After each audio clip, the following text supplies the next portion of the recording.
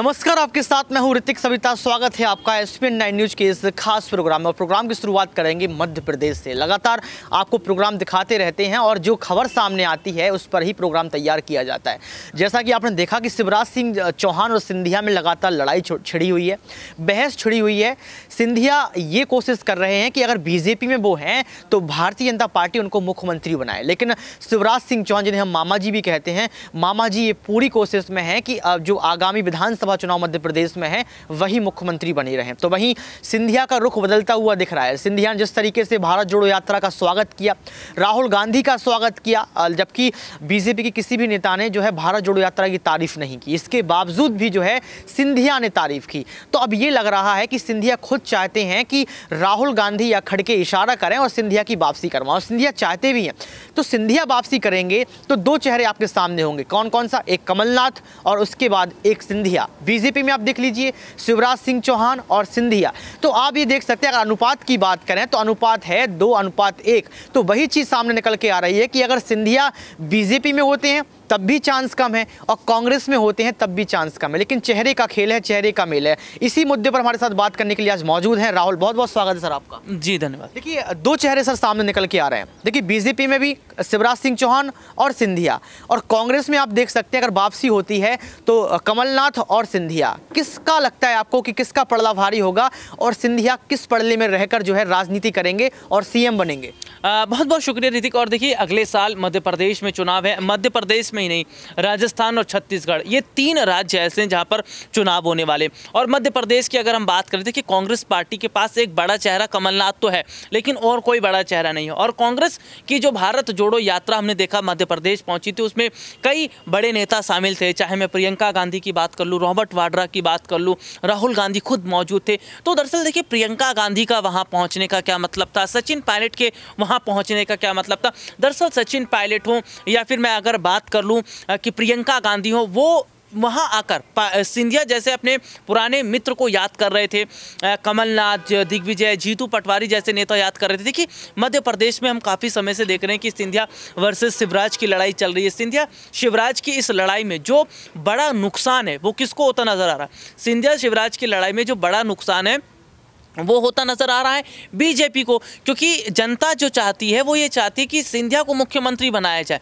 BJP में वो बात होती नजर नहीं आ रही, क्योंकि शिवराज खुद को आगे रखे हुए हैं। अभी हाल ही में कुछ वक्त पहले कैलाश विजयवर्गीय ने बयान दिया था, अब भाजपा के कई बड़े नेता ये कह रहे हैं, नरोत्तम मिश्रा ने एक बयान दे दिया था कि हाँ सिंधिया भी हो सकती है। तो देखिए, सिंधिया को जिस तरीके से उभारा जा रहा मध्य प्रदेश में, मुझे ऐसा लग रहा है कि वाकई आपने एक जिक्र किया कि सिंधिया वर्सेस जो है शिवराज सिंह चौहान की लड़ाई चल रही है। आप ये बताइए, शिवराज सिंह चौहान पहले भी मुख्यमंत्री रहे बीजेपी की तरफ से, और कहा जाता है कि मामा जी ने मध्य प्रदेश को बदल दिया। जबकि आपको बता दें कि मध्य प्रदेश दिल्ली से 27 साल पीछे है, मध्य प्रदेश यूपी से कम 15 साल पीछे, इतना पीछे है, बात की बात तो छोड़िए। तो मैं आपसे ये कह रहा था, सवाल यहाँ पर ये उठ जाता है कि जब मामा जी के नाम से प्रसिद्ध हैं तो सिंधिया अपनी खीर क्यों पका रहे हैं? सिंधिया को ऐसा क्यों लगता है कि अब आप बीजेपी में पहुंच गए हैं तो बीजेपी हमें मुख्यमंत्री बनाएगी? ये ओवर कॉन्फिडेंस है या कॉन्फिडेंस है? देखिए, ऐसा नहीं है कि सिंधिया चाहते हैं मुख्यमंत्री बनना, जनता चाहती है। जनता कह रही कि सिंधिया जैसे चेहरे को बड़ी जगह मिलनी चाहिए। जनता ये कह रही कि भाई सिंधिया को एक बड़ा फायदा मिलना चाहिए। देखिए, मध्य प्रदेश की जनता पहले भी सिंधिया के साथ थी, आज भी सिंधिया के साथ है। कांग्रेस में थे तभी, बीजेपी में है तभी, क्योंकि सिंधिया ने अपनी जगह मध्य प्रदेश में बनाई है। सिंधिया लगातार जनता के साथ जुड़े रहे हैं, कनेक्टिविटी उनकी बनी रही है। तो जो अभी मौजूदा समय के हालात हम देख रहे हैं वो ये है कि जनता का लगातार जो रिस्पॉन्स हम देख रहे हैं वो बहुत अच्छा दिखता नजर आ रहा है। और देखिए, मुझे ऐसा लग रहा है कि सिंधिया जैसा चेहरा अगर बड़ी जिम्मेदारी बीजेपी में संभालेंगे तो बहुत ज़्यादा फायदा होगा। देखिए, शिवराज से बेहतर वो काम कर सकते हैं, युवा हैं, अच्छी उनका पॉपुलैरिटी है, और लगातार कोरोना के वक्त में उन्होंने बहुत सारे काम जनता के लिए किए हैं। तो जनता इसीलिए कह रही है कि भाई मामा जी शिवराज, जनता कह रही है कि सिंधिया को मुख्यमंत्री होना चाहिए, आपका ऐसा कहना है। तो सिंधिया का मुख्यमंत्री होना तय है, ये ठीक है, चलो ठीक है, लेकिन सवाल ये उठता है कि सिंधिया कांग्रेस से मुख्यमंत्री बनेंगे या फिर बीजेपी से? देखिए, ये कह पाना भी बहुत मुश्किल है। कांग्रेस ने एक प्रयास करके देखा। कांग्रेस क्या चाह रही थी कि भाई सिंधिया को अपने साथ जोड़ा जाए। अब सिंधिया आएंगे कि नहीं आएंगे ये तो एक अलग बात रहेगी, लेकिन हाँ बीजेपी भी अपनी प्लानिंग कर रही थी कि बीजेपी इस बात को समझ रही है कि अभी हाल ही के चुनावी जो नतीजे आए उसमें किस किस तरीके से उनको बड़ा झटका लगा है। चाहे मैं देखिए हिमाचल की बात कर लूँ या मैं अगर बात कर लूँ दिल्ली की बात करूँ, तो इस तरीके से जो बड़ा नुकसान इनको हुआ है, तो शायद बीजेपी आने वाले वक्त की एक बड़ी प्लानिंग कर रही है। बीजेपी आने वाले वक्त का एक बहुत बड़ा प्लान तैयार कर रही है, और अगर सिंधिया पर दांव खेल लेती है बीजेपी तो मुझे लग रहा है कि बीजेपी मध्य प्रदेश चुनाव जीत जाएगी। पायलट पर कांग्रेस खेलती है तो राजस्थान, अब छत्तीसगढ़ में देखने को मिलेगा कांटे का मुकाबला। ये बड़ा सवाल उठकर आ रहा है, लेकिन यहाँ पर सवाल की जो है झड़ी लगी हुई है। चुनाव नज़दीक हैं और चुनाव नज़दीक हो जाने के बाद आप समझ सकते हैं कि राहुल गांधी पर कितनी बड़ी जिम्मेदारी आ गई। आप ये समझ सकते हैं कि भारत जोड़ो यात्रा के बाद हाथ से जोड़ो हाथ अभियान भी आने वाला है, जो 26 जनवरी से स्टार्ट हो जाएगा। इसके बाद आपको पता है कि यहाँ पर जयराम रमेश ने एक और टिप्पणी की थी कि जो है संकुल स्तर पर, उसके बाद जिला स्तर पर, उसके बाद प्रांत स्तर पर, उसके बाद क्षेत्र स्तर पर, उसके बाद जो है राज्य और राष्ट्रीय स्तर पर तमाम रैलियां निकाली जाएंगी और कहीं ना कहीं जनता को जोड़ने का काम किया जाएगा। उद्देश्य ये बताया जा रहा है कि जनता से जमीनी स्तर के मुद्दों को जानना। 70 साल से कभी नहीं जाना, लेकिन अब जाना जा रहा है। अगर 70 साल से उन्होंने भी काम किया होता तो नहीं हारते। लेकिन सवाल यहाँ पर ये खड़ा हो जाता है कि जयराम रमेश जिस तरीके की रैलियां निकाल रहे हैं, इसका प्रभाव पड़ेगा चुनावों में। देखिए जाहिर तौर पर अगर मैं बात करूँ राहुल गांधी की भारत जोड़ो यात्रा का फर्क हम धीरे धीरे देख रहे हैं। देखिए इतनी जल्दी रिस्पांस नहीं मिल पाएगा, लेकिन मुझे ऐसा लग रहा है कि भारत जोड़ो यात्रा का आगामी समय के चुनाव पर फर्क पड़ेगा। चाहे मैं राजस्थान की बात कर लूँ, मध्य प्रदेश की बात कर लूँ, छत्तीसगढ़ की बात कर लूँ, तो इसी तरीके के जो राज्य में चुनाव होने वाले ये बहुत ज़्यादा मायने कांग्रेस पार्टी बीजेपी के लिए रखते हैं। भले ही आज राहुल गांधी को जो है सत्ता पक्ष लोग बहुत कुछ कहते चले जा रहे हैं, लेकिन जिस तरह से जन सैलाब उनकी यात्रा में नजर आ रहा है या जन सैलाब दिखता नजर आ रहा है, वाकई कहीं ना कहीं बड़ा एक रिस्पॉन्स जरूर देखने को मिलेगा। देखिए बड़ा रिस्पॉन्स जरूर देखने को मिलेगा, ये तो वक्त ही तय करेगा। लेकिन सवाल यहाँ पर ये खड़ा हो जाता है कि राहुल गांधी ने पूरी मेहनत की है।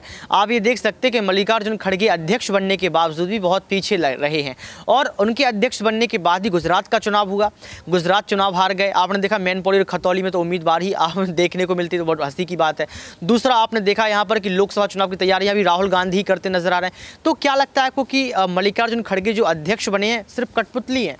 देखिए मल्लिकार्जुन खड़गे को जो जिम्मेदारी सौंपी गई है, ऐसा नहीं है कठपुतली है, वो भी अध्यक्ष पद पर रहकर काम कर रहे हैं, कांग्रेस के हिसाब से काम कर रहे हैं। और देखिए बहुत सोच समझकर अध्यक्ष पद का चुनाव किया गया। इसमें देखिए अशोक गहलोत भी थे, दिग्विजय भी थे, है ना, और हम देख रहे हैं कि बाद में खड़गे का नाम फाइनल किया गया। तो ऐसे नहीं खड़गे को जिम्मेदारी दी गई है, तो खड़गे को जो जिम्मेदारी दी गई है वो खड़गे जिम्मेदारी को समझ रहे हो। मुझे लग रहा है कि आने वाले वक्त में कांग्रेस जरूर मजबूत। देखिए ये राहुल का बयान था, टिप्पणी थी, उन्होंने बताया साफ तौर पर आपके जो था। अब ये सवाल यहाँ पर ये उठ जाता है कि राजस्थान, मध्य प्रदेश और छत्तीसगढ़ का चुनाव इस बार क्या बोलेगा।